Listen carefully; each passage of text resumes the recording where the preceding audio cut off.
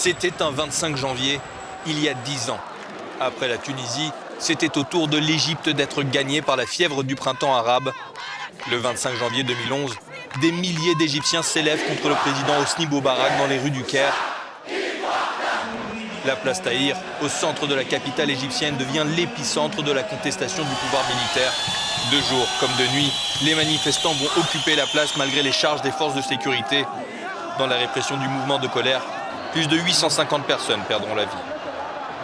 Le 1er février, près d'1 million de personnes se rassemblent sur la place devenue l'emblème de cette révolution du 25 janvier.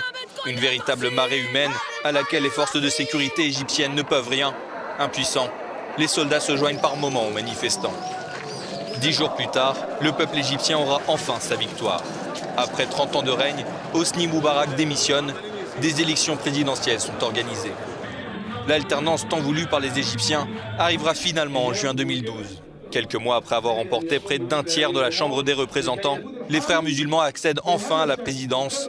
Élu avec 51% des voix, Mohamed Morsi devient le premier islamiste et le premier civil à présider le pays. Mais le bonheur est de courte durée. Embourbée dans une situation économique compliquée, l'Égypte subit les conséquences de la révolution. Des manifestations secouent alors à nouveau le pays.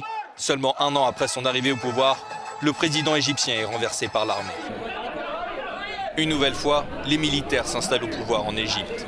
En juin 2014, après avoir éliminé toute opposition, Abdel Fattah el-Sisi est élu avec 97% des suffrages. Au nom de la lutte contre le terrorisme, le président el-Sisi multiplie les accords avec les puissances européennes et renforce les pouvoirs de l'armée.